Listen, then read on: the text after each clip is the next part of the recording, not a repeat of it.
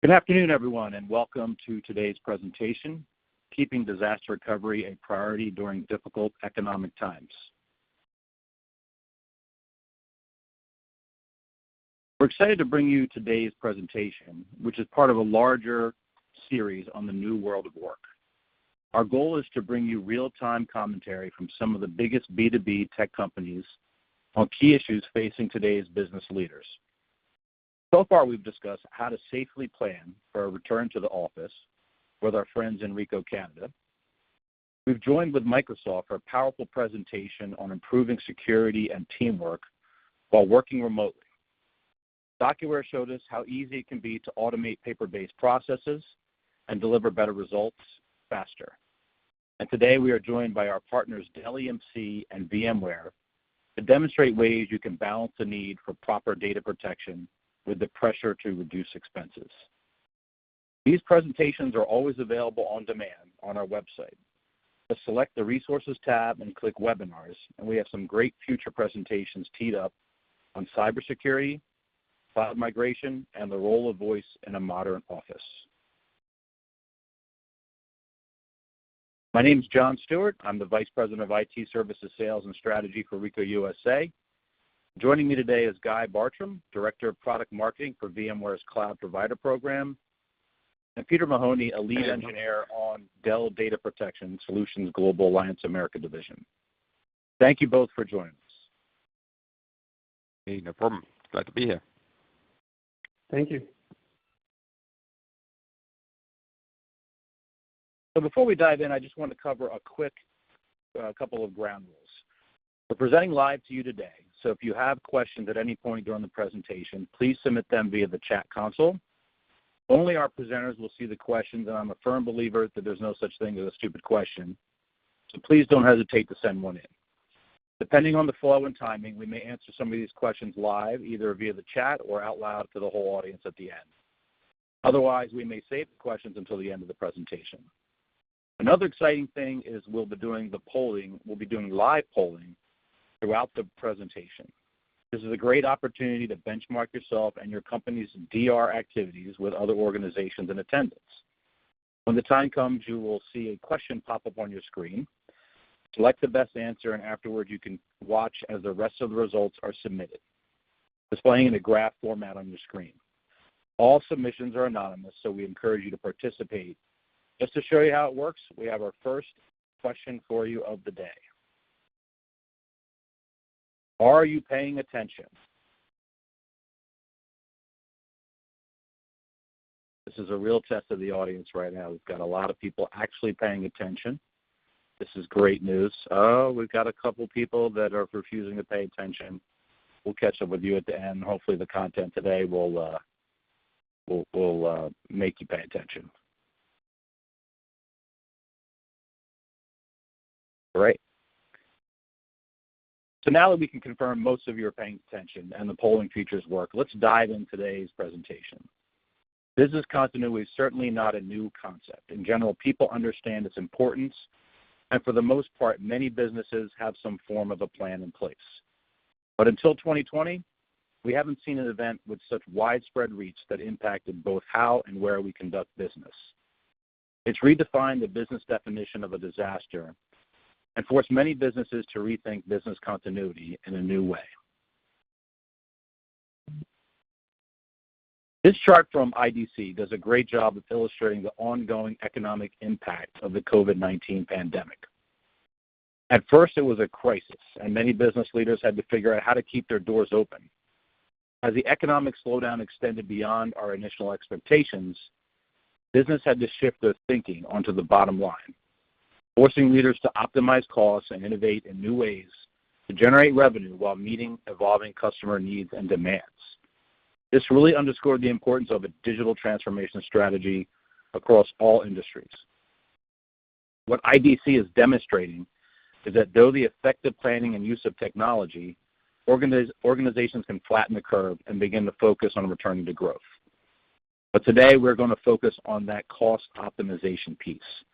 Because as you will hear from Peter in a few moments, there are some current concerns about measures people will go in the name of the bottom line and business continuity is one of those areas that if you go too far, there may be no going back. If we think about business continuity at a high level, it's designed to support three key business functions: operational, financial, and technical. At the operational level, it's about keeping your employees employed, and we saw how difficult that can be with the alarming unemployment rates in the late spring and still impacting many businesses today. But it's also about maintaining that customer experience, which when achieved, can provide a huge competitive advantage if your colleagues in business were less prepared. The financial side is pretty straightforward. Limit risk, maintain profitability. It's about keeping the doors open. And then there's the technical side. How do we ensure our data is protected? And if heaven forbid something does happen that makes your data inaccessible, do you have the ability to recover your systems and your data? Because I'm sure you've all seen the statistics about businesses closing within 2 years after a disaster when not prepared, and it's not pretty. When we talk about the recovery of data, we think of disaster recovery, but people often mistakenly position disaster recovery as business continuity. When in reality, it's just a small piece of it. The real work in business continuity is the planning, identifying the scope, and the people who will be leaned on in that moment of need. Then there's the technical side, where we're going to spend our time today.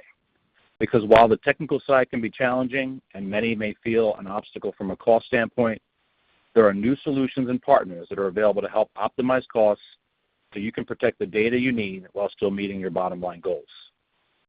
So before I hand it off to Peter from Dell, we're going to have our first official poll of the day, another fairly simple one that I expect we will have a majority answer on. Do you have a documented disaster recovery strategy?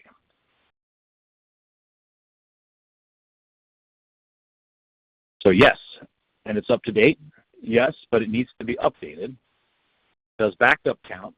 No, I don't know.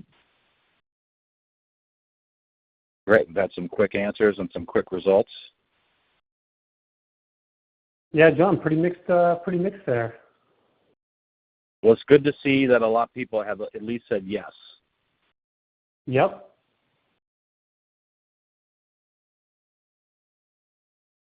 That's great. I think we can move on to the next slide. Yeah, so without thanks, further John. ado, I'm going to hand it over to Peter. Thanks, John. Some pretty mixed results there. So good to see that a good portion of you have an active DR strategy. Some of you definitely need some work on that. Now, taking those results and applying them to this chart in front of you, which was provided by Spiceworks, which highlights the information collected from their 2020 State of IT survey. So as you can see, for customers or companies that have 500 or 5,000 employees, they spend about 8% of their budget, which is an increase of about 40% year over year on backup and DR solutions. But what's the reality here? So the reality is that during tough times, and many of you can attest to this living in current situations, that DR is one of the first areas looked at for cost reduction. And that's the main focus of today's topic. How do we balance cost with the need to protect data? And we're excited to share with you some ideas. But first, let's do another quick poll to see how your spending on DR has been impacted by the current climate. So, with the ongoing pandemic, has it changed your IT spending related to disaster recovery?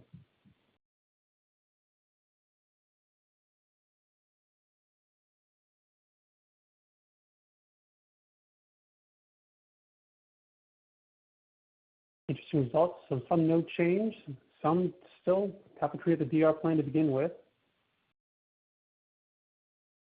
For some it's increased more.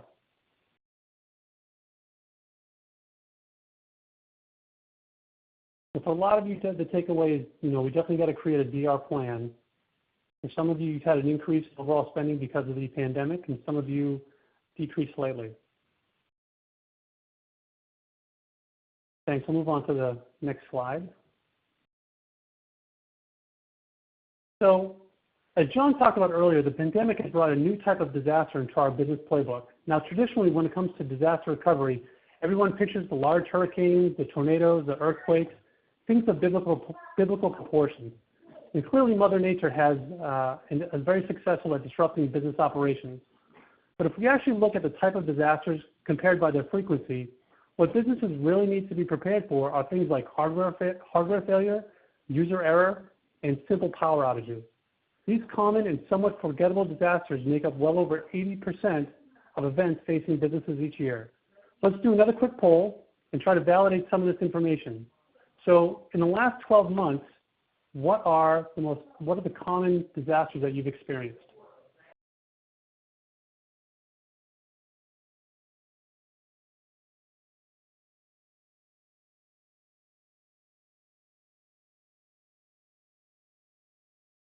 Power outage, definitely a big one. User error happens more often than you think.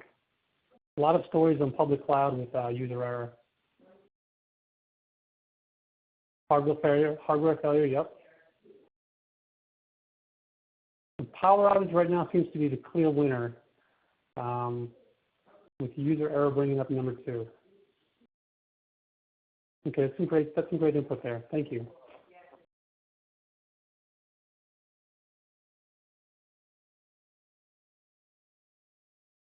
So what's the impact of this? What's your data worth? The cost of downtime. So not only is there a financial impact with downtime, but there's a potential impact to your reputation, customer relationships, back-end processes, overall employee morale. And there's a number of challenges that happen with this, such as lack of expertise, the effort and cost to implement DR strategies and plans, and a ton of tools that are at your disposal to manage these type of configurations. And so hence, confusion. So there's a lot of confusion out there regarding DR. Some of this confusion is due to publicly available articles out there on various websites. Some of this confusion is exacerbated by various vendors providing DR solutions. But ultimately, for those organizations that are building their own DR service, you need to understand a number of complexities, such as what tools and technology will I be using in my DR? What type of automation will I have? How will I manage networks, DNS, replication bandwidth requirements?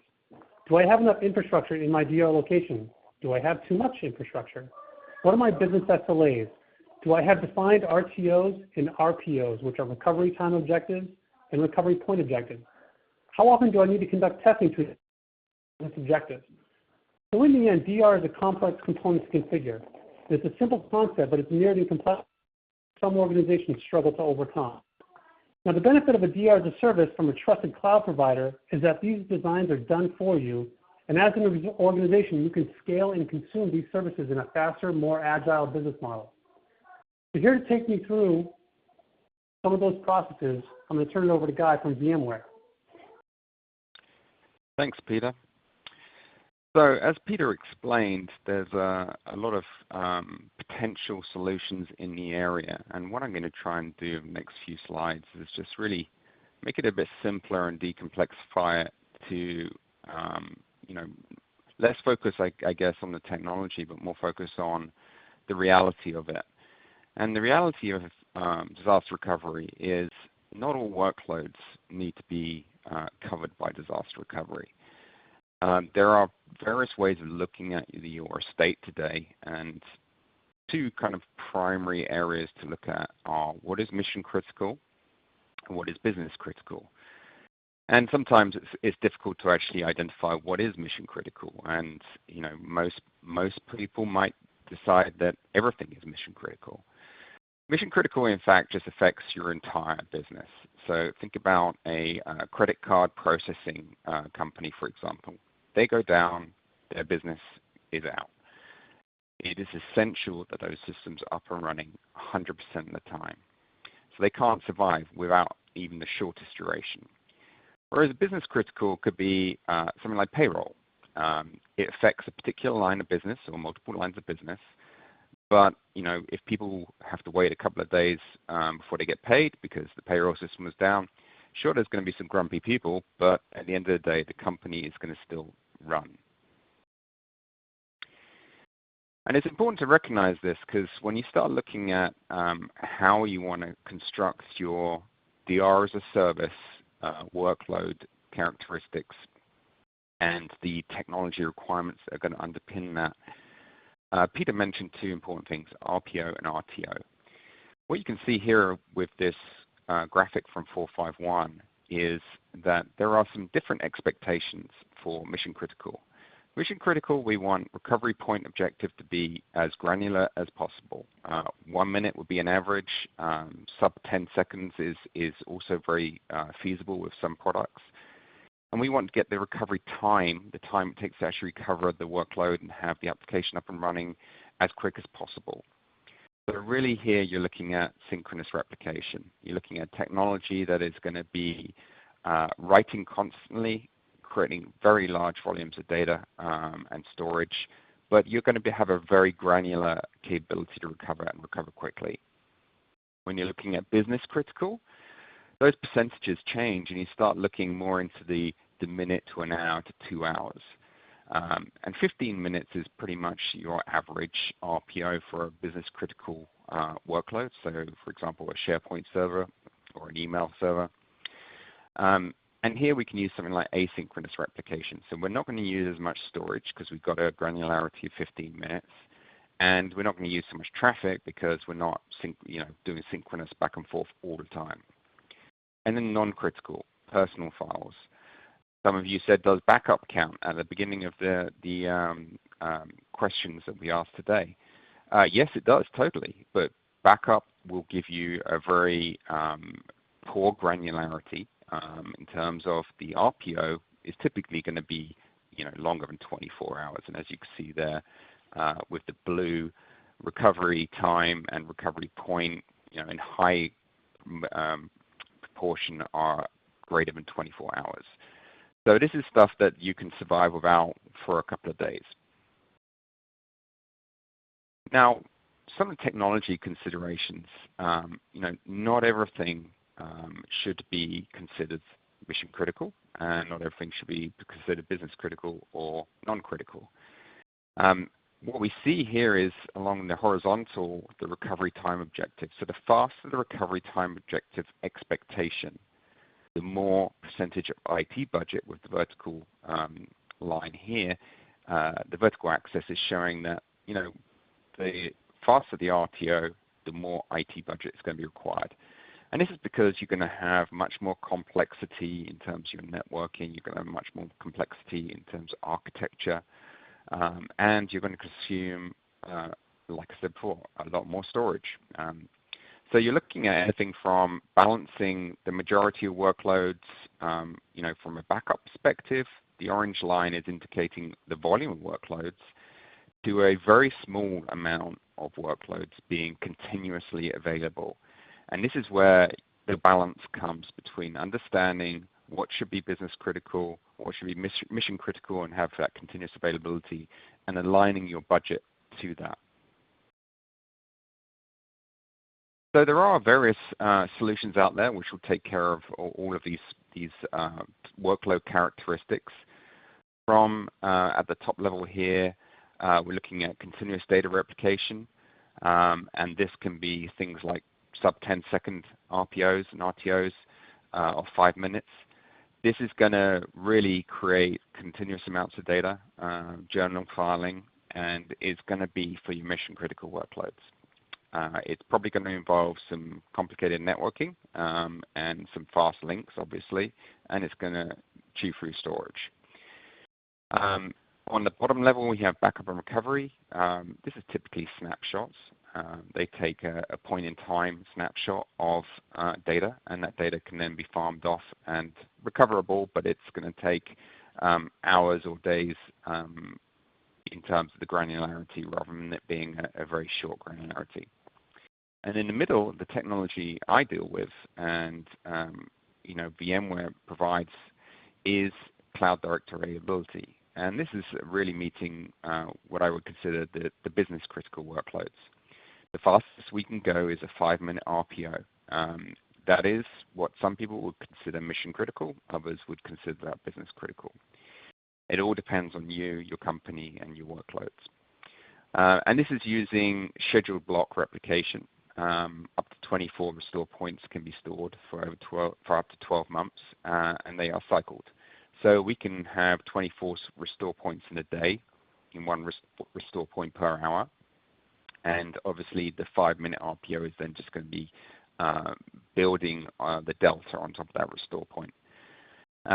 Or you can span those restore points over a week, a month, 6 months, or a year, whatever you wish. And just remember, when we talk about business continuity, we've talked about the scope of business continuity, and we've just talked about some of the technology involved in business continuity, i.e. the disaster recovery as a service. And it's got really simple to have disaster recovery as a service, primarily due to hyperscalers like AWS and Azure and Google, and them having the ability to do point-and-click replication of workloads.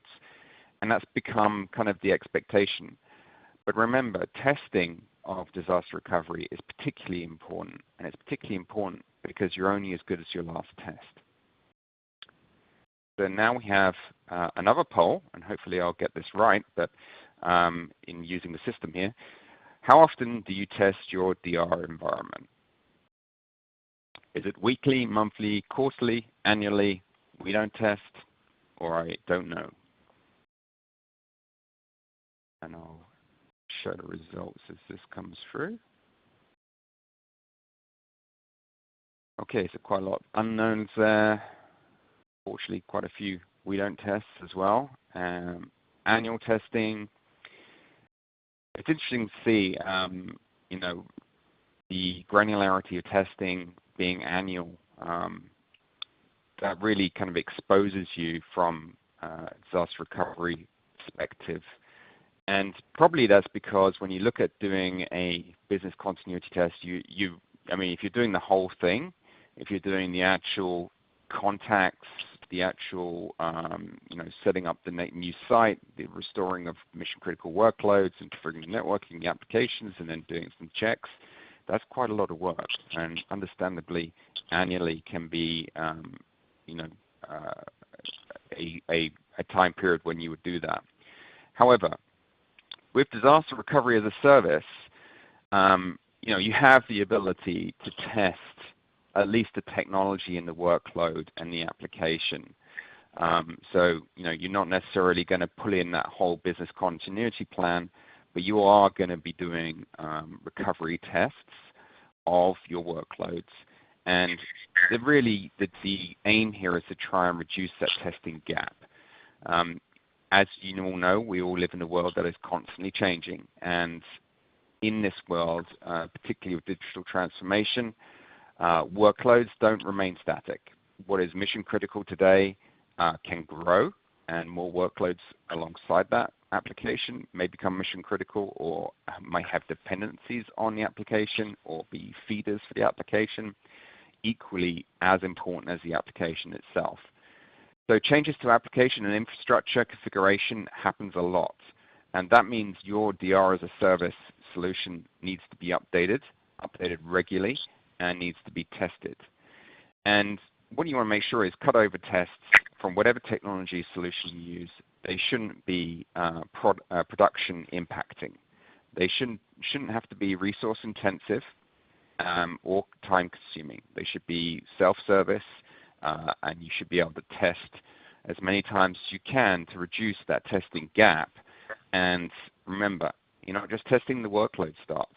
You're testing that the application is going to actually start, the configuration in the application is correct, and you can access it and use the application as it is meant to be used and have the correct behavior and desired state. So bring down the testing gap. More frequent testing will help you drive a lower recovery risk, and that's essential for disaster recovery as a service. And with that, I hand back to John for the rest of these slides. Thanks, Guy. Appreciate all that information. Great outline of different disaster recovery strategies. I wanted to talk a little bit about Ricoh's approach to disaster recovery as a service in alliance with our partners from Dell and VMware. Ricoh's made a significant investment into our back-end technology within our data centers to be able to provide different types of as-a-service models for clouds migration of cloud workloads, backup as a service, replication as a service, and disaster recovery as a service. We certainly wanted to utilize this technology investment to be able to offer our customers and future customers the ability to subscribe to different services from Ricoh, regardless whether you're an SMB, mid-market customer, or an enterprise customer. We've made an investment into our data centers that allows for a number of different things, including rapid deployment of disaster recovery and backup as a service solutions.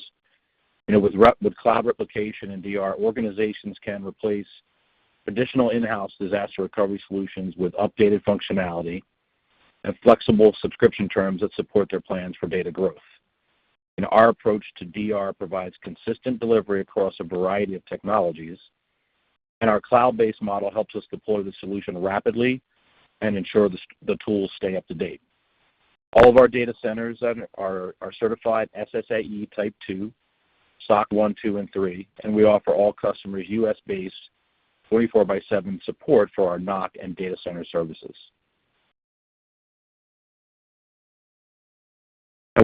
We've created some packages for disaster recovery as a service, but certainly a lot of customers need to have a customized solution. But we created some packages to bring it into a tiered approach. It's going to have a starting point. And we offer these services either as a self-service option where customers can basically manage their own environments within our data centers, or you can subscribe to a fully managed offering depending on what is best for your business. We've created some different packages depending on recovery point objectives and recovery time objectives. We have our bronze, silver, and gold packages here, but it's really meant to kind of create a starting point for our customers who are looking for something that's packaged together, available as a subscription, and available either in a self-service or fully managed model. For example, we have some different backup as a service and replication as a service offerings. Customers who utilize Data Domain and Avamar, which are backup technologies from Dell EMC, have the ability to replicate that data into our data centers onto a Dell EMC IDPA appliance in our data centers, which makes it very easy for customers to have that basic level of replication for their full data and metadata into our data center environments. Instead of having to go out and buy additional appliances, set them up in a separate physical location, you can use replication as a service back to our data centers. Also, for over 20 years, we've been providing backup as a service to our customers using different types of technologies from partners. So whether it's a simple backup as a service or replication as a service, we have designed our data centers and our cloud offerings to be able to support whatever your requirements may be. For the disaster recovery as a service options that utilize VMware Technology as our partner, Ricoh has gone out and invested in becoming a VMware Cloud Verified partner, implementing Cloud Director, Cloud Availability, NSX into our data centers. It really allows any customer utilizing VMware Technology in their data centers or other cloud environments to easily replicate that data and migrate those workloads into our data centers. And that technology investment makes it very easy for these VMware customers to be able to subscribe to these services, like I said before, in a self-service mode or in a fully managed environment, where you can essentially move workloads back and forth between the environments and be able to give yourself that level of DR as a service. Excuse me.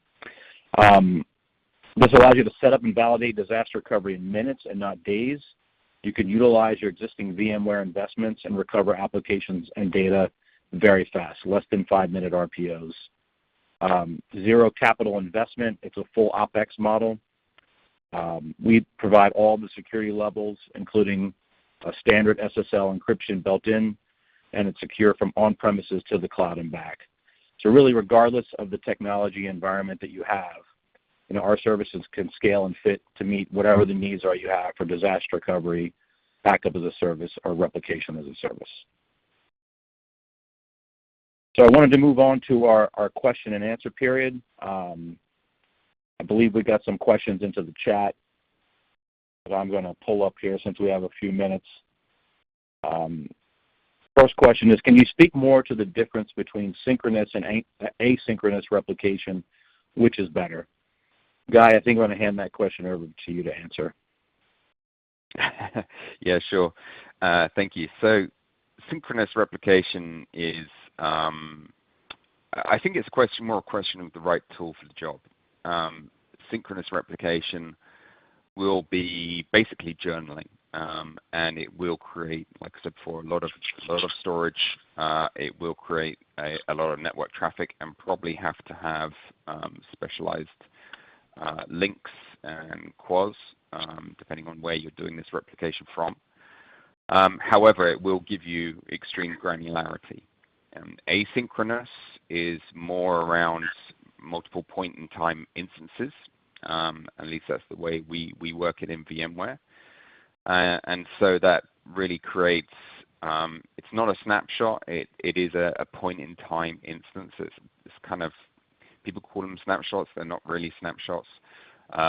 They're using vSphere replication. So if you're familiar with vSphere replication, then you'll know what I'm talking about. Multiple point-in-time instances will be far less intensive on networking. Far less storage will be consumed, and it'll be a lot simpler to implement. And I see there is actually a question on implementation time and go live. If you're implementing disaster recovery as a service from on-premise to cloud, then for a disaster recovery service solution provided by Cloud Director Availability, this is a simple plugin that you can deploy into your vSphere client.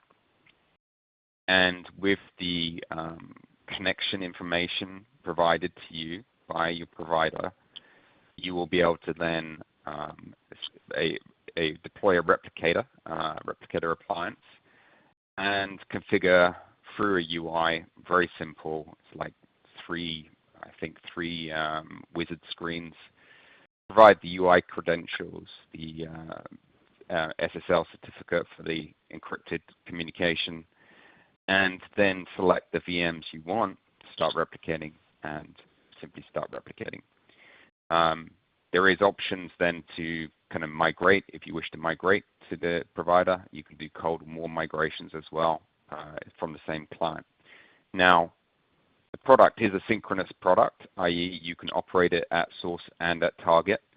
And in the Cloud Director user interface, which the provider will give you access to, you can also implement these replication jobs and migration jobs, and do testing as well. And do testing. So basically you can do the same thing from both ends, whichever way you're more comfortable using it. Obviously, if you're doing on-prem to cloud, then it makes more sense to use the target, because you're trying to protect your on-prem. That's most likely to go down. So you won't actually probably want to use it from the target site and just get used to using it from that site. And then we have another use case, which is cloud to cloud. What happens once you've migrated, or if you're in the process of migrating, or if you have existing VMs in your provider and you want to protect those VMs. You can protect those from a Cloud Director instance, which is the cloud platform being used, to another instance in another geography, as simply as I already explained it. It is probably one of the most simple products I've ever used. It is fully self-service and provides you all of the capabilities to set up your RPOs, your RTOs. In fact, there's profiles which are already available to you, like gold, silver, bronze, depending on obviously the RPOs, the amount of storage you're going to use, the production compute you're going to use, that type of thing. So very simple to use, very simple to deploy, extremely simple to deploy on-prem. And once you have the connection information, then you can start replication.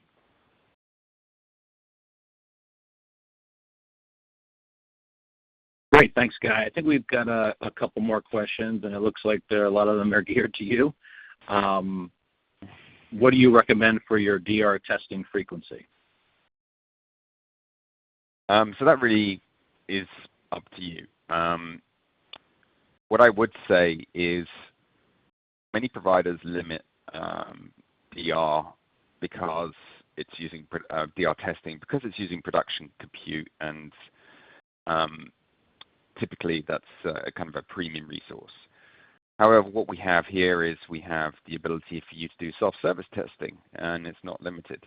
So obviously, the more testing you do, the more you're going to get charged for using production compute, because in a test you are actually spinning up a replicant in a production environment.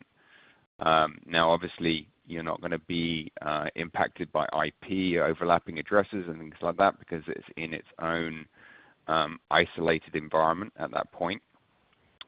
But yeah, it would completely depend on the application, and it's always a balance between the cost and the priority of the application. Typically, I would expect a DR test to be run at least once a month,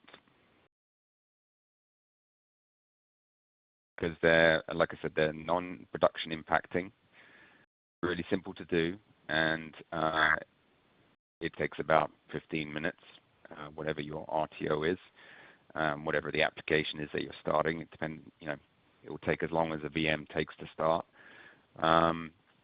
And then you can delete the replicant and you're done.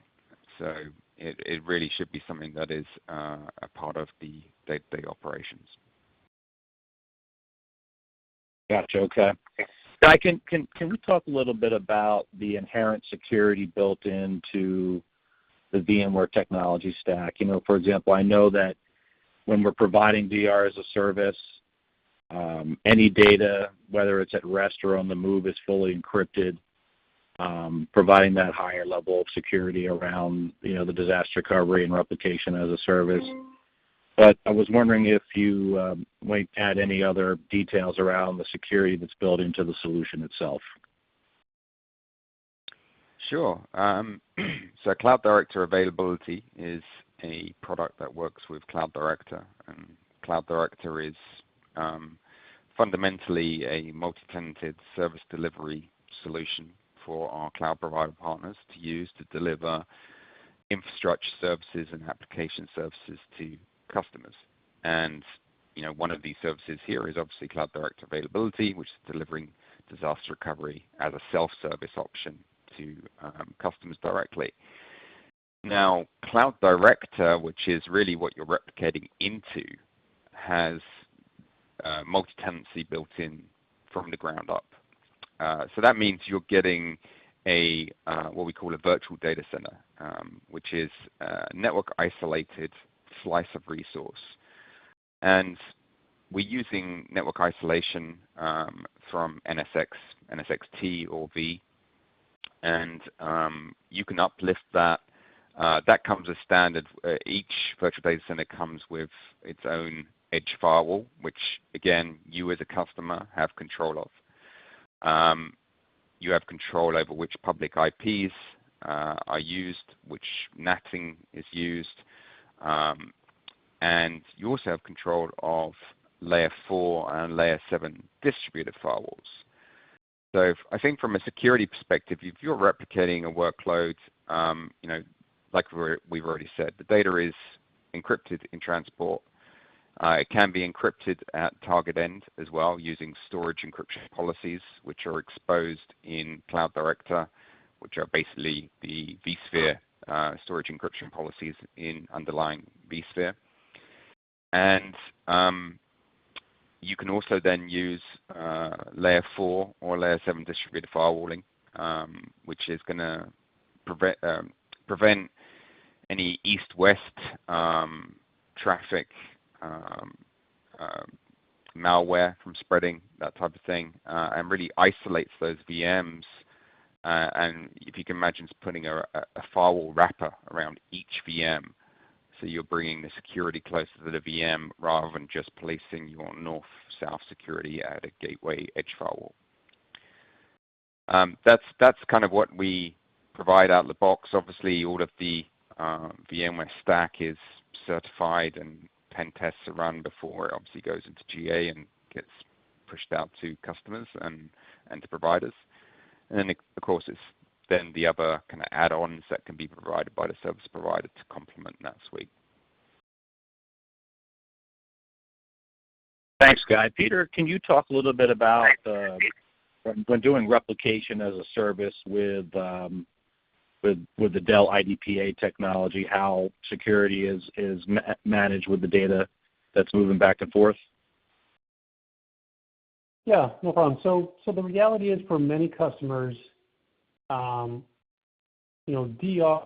is typically from backup. I alluded to before, at first you really want to classify your data, what's mission critical, what's business important, test and development, right? So you don't want to be, replicating data not to. But the reality is for some customers that, if in the event of a DR scenario, so we,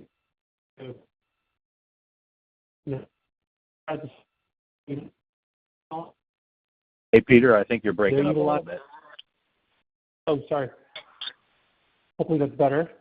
But essentially, they have our IDPA systems, which are these integrated data protection appliances. So for those customers that are utilizing Dell's data protection technologies that include Avamar, Networker, or Data Domain, they can replicate that content to Ricoh, and all the security is built into that. So these systems have certification with federal government. So we have HIPAA compliance, we have Fed certs, FIPS certification. What else? For those of you that have sheltered harbor requirements, we have that as well. So these systems are well reviewed within the various industries of security.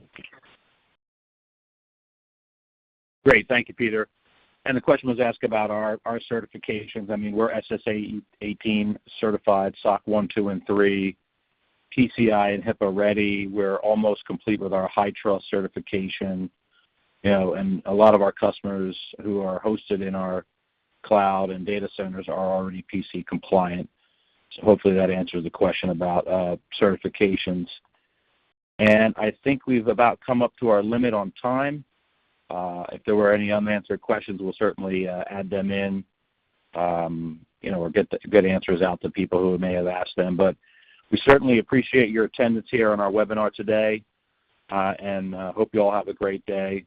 And thank you very much for coming out.